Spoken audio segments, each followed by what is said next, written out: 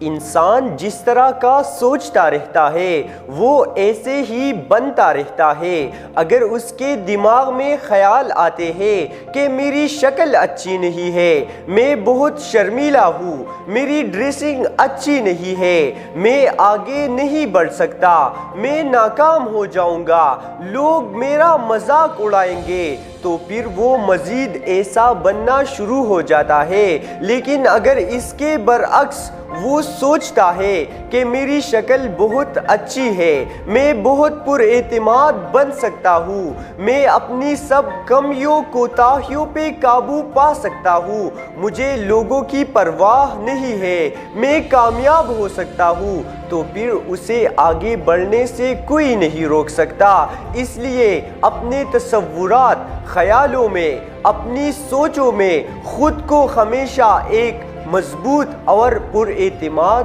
شخص تصور کیا کریں۔